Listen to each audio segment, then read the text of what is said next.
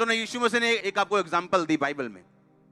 उसने कहा मेरा राज्य एक बीज के समान, जब जमीन में बोया जाएगा और बोने वाला रात को सोएगा, दिन को उठेगा और नहीं उसको मालूम होगा कि कब उसमें से अंकुर फूटे, कब उसमें से वो निकले, कब वो पेड़ बन गया। आप कर सकते हो ऐसा?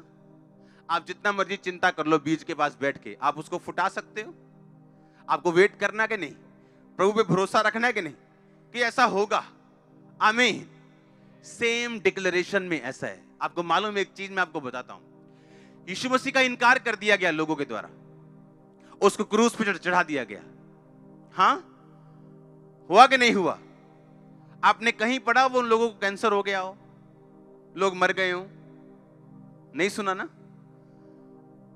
यीशु मसीह के जाने के कुछ साल बाद एक राजा ने यरूशलेम पर अटैक किया और उस खुदा के मंदिर को ढा दिया और सब लोगों को बंदी बना लिया। यह उनकी सजा थी यीशु मसीह का इनकार करने की।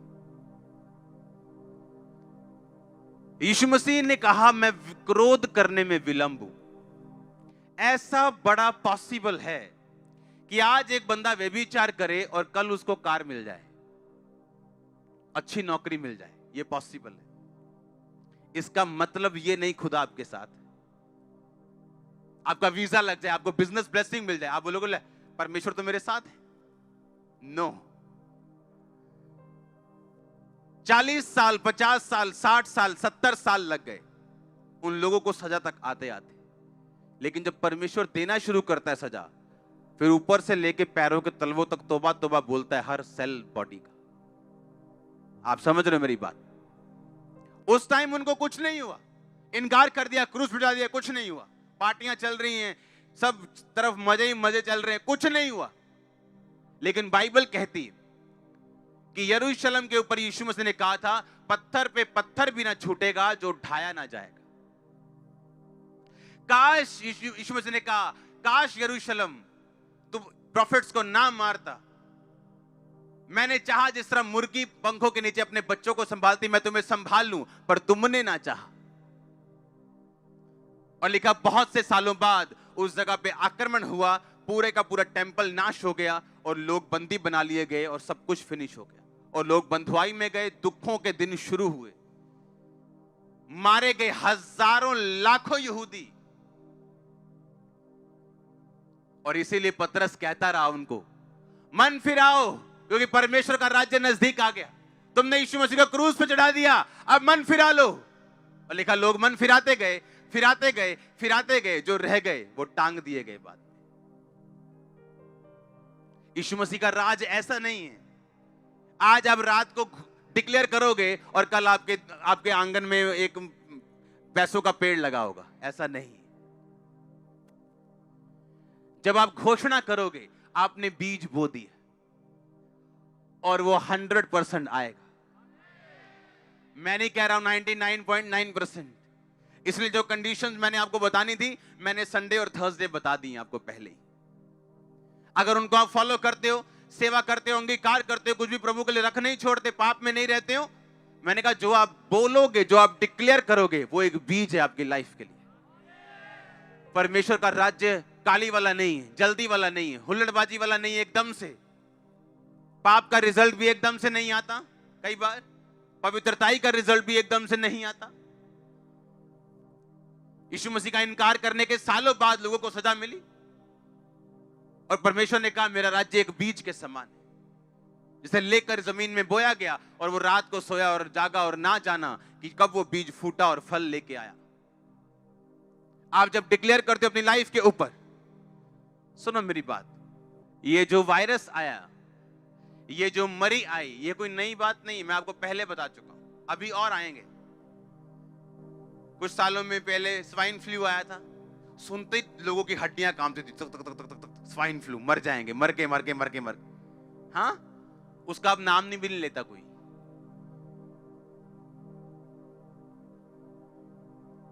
चैन से जीना चाहते हो, अपना टीवी बंद कर दो, चैन से जियो। आपने जैसे टीवी खोला, हाँ जी, आपको अभी ब्रेकिंग न्यूज, कोरोना से भारत में दूसरी मौत। सुनो मेरी बात, सीरियस है चीजें, लेकिन डर क्यों डालना है इतना? आप रिपोर्ट पढ़ो, एक मैं आपको रिपोर्ट पढ़ाता हूं।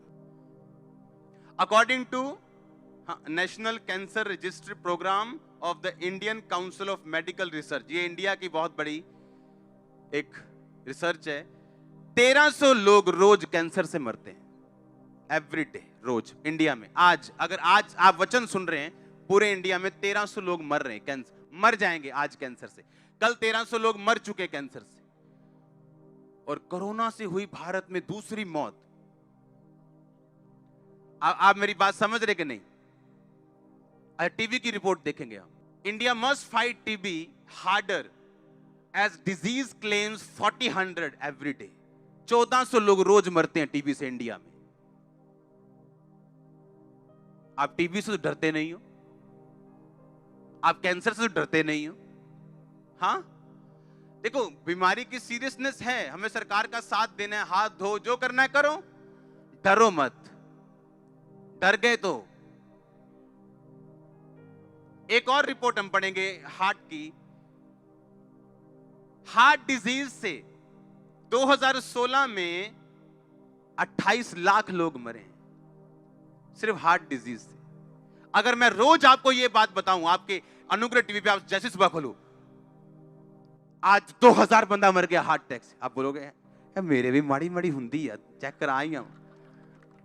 आप समझ रहे कि नहीं? 28 लाख कितने एक साल में। 20,000 रोज एवरेज लगा लो, 20,000 से भी ज्यादा। रोज के 700 लोग मरते हैं रोज के, किससे? हार्ट अटैक से। अगर मैं रोज आपको यह बात बताऊं सुबह उठ के कि भाई आज 700 बंदा मर गया हार्ट अटैक, और आपके दिल में डाल दूं कि हार्ट अटैक बड़ी तगड़ी बीमारी है, आपको नहीं भी होना होगा, हो जाएगा। क्योंकि आप समझ रहे मेरी बात, कोरोना वायरस जो है वो इम्यूनिटी प्रॉब्लम है। लोगों को छोले भटूरे ज्यादा खाने की आदत है, फल फ्रूट खाने की आदत नहीं, एक्सरसाइज करने की आदत नहीं, मोबाइल पे ज्यादा रहते हैं। मोबाइल पे ज्यादा रहोगे आपकी इम्यूनिटी लो होगी, छोटे से छोटा वायरस भी ऐसा बन जाएगा। ये वायरस क्या पहले नहीं थे? अब अटैक ज्यादा क्यों कर रहे हैं? आपकी इम्यूनिटी लो है, आप सब कुछ प्रभु पे छोड़ना चाहते हो। डरो मत, जो प्रिकॉशंस है उसे लो। कौन मना करता है? हाथ धो कौन मना करता है? फ्रूट्स खाओ कौन मना करता है? कोई मना नहीं करता, लेकिन डरना मना है हमारी लाइफ में। डरना क्या है? मना है। हाँ या ना? रोज 1300 1200 रोज 1400 लोग मर रहे टीबी से, आप उससे तो डरते नहीं। लेकिन कोरोना से आज भारत में दूसरी मौत, वो आपको डरा चुकी। आप हाथ शेक करने में घबरा रहे हो, कोई करे नाले भजन संहिता कानून, अब क्यों डर लग रहा है? आप डर चुके हो। डरना नहीं, हालेलुया, डरना नहीं। और ये आज निकला है वायरस। हम रोज प्रेयर करते हैं भजन संहिता 91 से, एवरी डे। मेरी पर्सनल प्रेयर में एक भजन संहिता 91 है, मेरी पर्सनल, जो मैं अपने लिए करता हूं। उसको पढ़ेंगे, चलो मैं आपको पढ़ के बताता हूं। भजन संहिता 91 उसकी एक आयत, इसमें कंडीशन है, जो परम प्रधान के छाए हुए स्थान में बैठा रहे, यानी पक्का विश्वासी हो, बैप्टिज्म लिया हुआ, नशे छोड़ा हुआ, पूरी तरह से प्रभु का साथ पाया हुआ, कहता वो सर्वशक्तिमान की छाया में ठिकाना पाएगा। मैं यहोवा के विषय कहूंगा, वो मेरा शरण स्थान है, मेरा गढ़ है। गढ़ यानी एक ऐसा स्थान जहां पे एनिमी अंदर आसानी से नहीं घुस सकता। हालेलुया। वह मेरा परमेश्वर है, मैं उस पर भरोसा रखूंगा।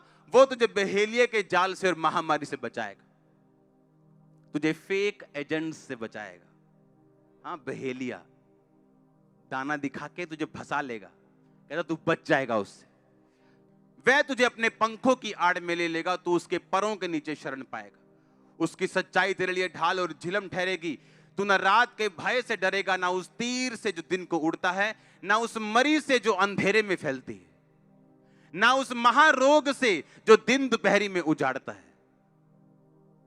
कैंसर ने दिन दोपहरी लोग उजाड़ दिए, टीबी ने उजाड़ दिए, एड्स ने उजाड़ दिए, कोरोना ने लोगों को उजाड़ दिया।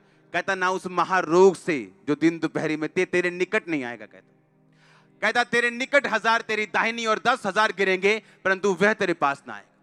जब आप युद्ध में जाते थे लोग, तो तीर आते थे, तीर हजारों की गिनती में। कहता तेरे निकट 1000 गिरेंगे, तेरे दाहिनी 10,000 गिरेंगे तीर, पर एक तीर भी तेरे पास ना आए। तेरे इधर 10,000 मरेंगे, इधर 1000 मरते होंगे, पर वो तेरे पास नहीं आएगा।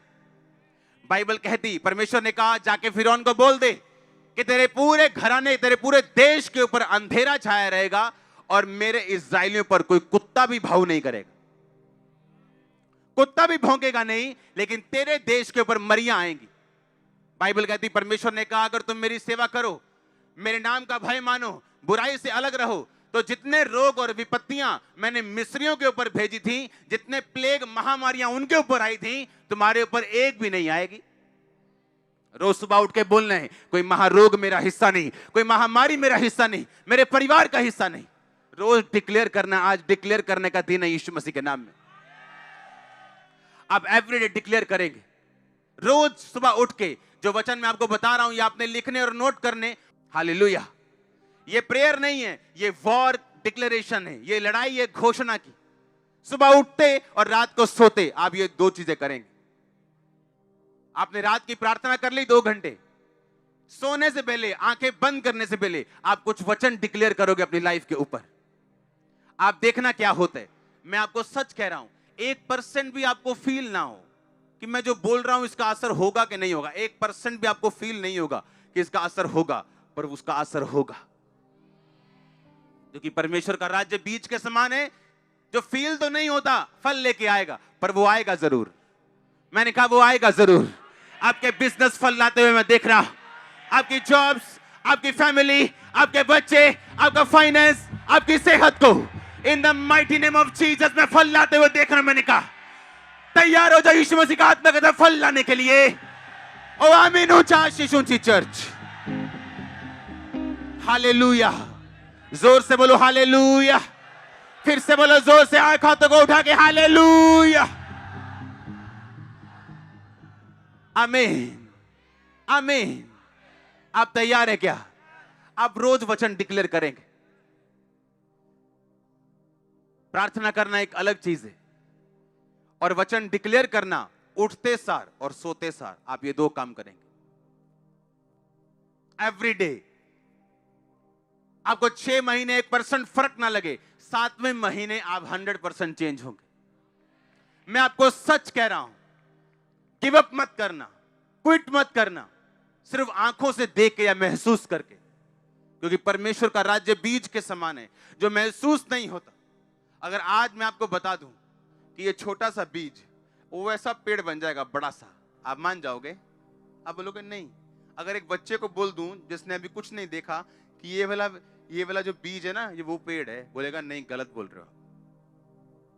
उसी तरह आप बच्चे हो स्पिरिट में, लेकिन जो आत्मा के बड़े हो चुके हैं, बुजुर्ग हो चुके हैं, वो जानते हैं कि ये बीज नहीं, ये वो पेड़ है। बस मुझे धैर्य रखना है, पानी टाइम पे देना है, इसकी केयर करनी और धैर्य रखना है, ये उस वही पेड़ बनने वाला है। अगर उस पेड़ को बड़ा होने तक पंगे लोगे, पाप में जाओगे, खुदा को परखोगे, कुड़कुड़ाओगे, तो आपकी गलती आप खुद भुगतोगे। परमेश्वर ने कहा जो चीजें आप घोषित नहीं कर सकते, आप उसे पा भी नहीं सकते। आपको घोषणा करनी है। सुबह आप जब बाइबल पढ़ते हो, आपको एक ऐसा वचन मिलता है जो आपके लिए, आप उसे साइड पे लिख लो, मोबाइल पे लिख लो, साइड पे कॉपी पे लिख लो। जैसे ही रात को सोने लगोगे, आप वो वचन पढ़ोगे, डिक्लेयर करोगे और सो जाओगे। सुबह उठोगे, डिक्लेयर करोगे, उसके बाद कोई काम करोगे। पर्सनल प्रार्थना भी उसके बाद शुरू करोगे। पहले वो 10, 12, 15 वचन जितने आपको लगता है मुझे घोषित करने हैं, मेरी लाइफ के मुताबिक, केसेस के मुताबिक, आपको वो करना है। हालेलुया। कितने मेरी बात को समझ रहे हैं? आप ब्लेस्ड हो। आमीन। ऊंचा चाहिए। मैंने कहा आप ब्लेस्ड हो। हालेलुया। हम जगत की ज्योति, हम जगत के नमक हैं, हम अपनी घोषणाओं का प्रोडक्ट हैं। हम अपनी घोषणाओं का फल है। आप जानते क्रिश्चियन लोगों की घोषणाएं क्या है? हाय दुष्ट आत्मा 20 साल तो जा नहीं रही, ये उनकी घोषणा है। इमेजिन करो उनकी घोषणा कैसी है। हाय जादू टूना कर जाते ने लोग साडे ते, तां ही नहीं साडा विआह हुंदा, ये उनकी घोषणा देखो। और अपनी घोषणाओं के तुम क्या हो? फल हो। तुम अपनी घोषणाओं के क्या हो? बोलो पड़ोसी को, तुम अपनी घोषणाओं के फल हो। बोलो, तुम अपनी घोषणाओं के फल हो। बोलो, तुम अपनी घोषणाओं के प्रोडक्ट हो। बोलो, तुम्हारी घोषणा तुम्हारा फ्यूचर निर्धारित करेगी। हमारी घोषणा क्या है? हाय दुष्ट आत्मा नहीं जा रही, बहुत बड़ी है, पापे ने छड्डी सी, ये घोषणा है हमारी क्रिश्चियन लोगों की। 10 साल हो गए चर्च आते, घोषणा देखो। और अगर आपकी घोषणा रॉन्ग है, यीशु मसीह भी आपको बचा नहीं सकते। मालूम है? पता है क्यों नहीं बचा सकते? यहां पे देखो, लूका 10 उसके 17 से 19। वो 70 आनंद से कहने लगे, हे प्रभु तेरे नाम से दुष्ट आत्माएं भी हमारे वश में। उसने उनसे कहा, मैं शैतान को बिजली की नाई स्वर्ग से गिरा हुआ देख रहा था। देखो मैंने तुम्हें सांपों और बिच्छुओं को रौंदने का और शत्रु की सारी सामर्थ पर अधिकार दिया, किसी वस्तु से तुम्हें कुछ भी नुकसान नहीं। ये यीशु मसीह कहता है, ये तुम्हारे लिए क्या है? घोषणा। पर तुम्हारी घोषणा क्या है? इस वचन के खिलाफ। अगर यीशु मसीह के खिलाफ घोषणा करोगे तो वो बचाने कैसे आएगा? कैसे आएगा बचाने? आप यीशु मसीह को कहते हैं, नहीं जो तू कह रहा है मुझे यकीन नहीं है, मुझे अपनी फीलिंग पे यकीन है कि जो मैं फील कर रही हूं। और अगर फील करोगे तो शैतान आपको धोखा देगा, क्योंकि आदम हवा भी फीलिंग से धोखा खाए थे। एक गिनती का वचन हम पढ़ेंगे अभी, निश्चय गिनती 23 की 23। कोई मंत्र याकूब पर नहीं चल सकता, इज़राइल पर कोई भावी कहना अर्थ नहीं रखता। याकूब और इज़राइल के विषय यह कहा जाएगा, ईश्वर ने क्या ही विचित्र काम किया है। कोई मंत्र याकूब पर नहीं चल सकता। यह किसकी आवाज है? परमेश्वर की। अगर कोई दुष्ट आत्मा से घिरा हुआ है, वो रात को सोने से पहले बोलेगा, कोई मंत्र याकूब पर नहीं चल सकता। आपको मालूम याकूब कौन है? आप याकूब हो, क्योंकि याकूब अब्राहम की संतान है। आप कौन हो? अब्राहम की संतान। क्यों? क्योंकि यीशु मसीह अब्राहम के कुल से पैदा हुए, ताकि आप भी अब्राहम के कुल के साथ जुड़ के आशीष ले सके। पर आज अगर मैं अभी खड़ा कर दूं कि चलो आओ दुष्ट आत्माओं के लिए प्रार्थना करेंगे, क्रिश्चियन लोग खड़े हो जाएंगे। पता है क्यों? वो धोखे में है। पढ़ेंगे इसको। कोई मंत्र याकूब पर नहीं चल सकता। नहीं चल सकता मतलब ये एक 100% वायदा है खुदा का कि ये काम तेरी लाइफ पर नहीं हो सकता, हो ही नहीं सकता। अगर कोई दुष्ट आत्मा से ग्रसित है यीशु मसीह को मानने के बाद भी, वो रात को सोने से पहले बोलेगा, कोई मंत्र याकूब पर नहीं चल सकता, कोई मंत्र मुझ पे नहीं चल सकता। देखो दुष्ट आत्मा मेरे वश में है, किसी चीज से मुझे नुकसान नहीं होगा। वो रोज बोल के सोएगा, मेरी मैरिज लाइफ पे इसका नुकसान नहीं होगा, मेरे शरीर पर इसका नुकसान नहीं होगा। अगर सिर दर्द कर रहा है, मेरे सिर पे इसका कोई नुकसान नहीं होगा। शैतान सिर दर्द को बढ़ा दे चाहे, पर वो 2-4 दिन बढ़ा सकता है, उसके बाद उसे जाना पड़ेगा। लेकिन हमारी घोषणा क्या है? आप जानते कुछ लोग अच्छे होने के बावजूद बिजनेस में कभी कामयाब नहीं हुए। अगर उनका बिजनेस सही भी चल रहा हो, पूछो कैसे चल रहा है, ठीक है यार इन्ना वधिया नहीं का, ताकि कोई पैसे ना मांग लवे,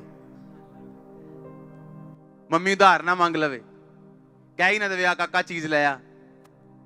इस चक्कर में अपने मुंह से गलत घोषणा करते, और जब घोषणा गलत हो जाएगी तो आप अपनी घोषणाओं के फल हो। गलत करोगे गलत रिजल्ट, सही करोगे सही रिजल्ट। सबको जय मसीह की। मैं जतिन बब्बर और आप देख रहे हैं मसीह परिवार चैनल। जैसे कि आप सब जानते हैं कि मैं इस चैनल पे प्रभु के अलग अलग दासों की वीडियोस डालता हूं, तो अगर आपको हमारा चैनल अच्छा लगता है तो आप इस चैनल को ज़्यादा से ज़्यादा सब्सक्राइब जरूर करें, ताकि आप प्रभु के वचन को सुन सके। वीडियोस को ज़्यादा से ज़्यादा शेयर करें, ताकि जिन लोगों तक वचन नहीं पहुंचा उन तक भी वचन पहुंच सके। सबको जय मसीह की। एक बार मैं आपसे दोबारा कहूँगा कि इस चैनल को सब्सक्राइब जरूर करें और वीडियोस को ज़्यादा से ज़्यादा शेयर करें। जय मसीह की।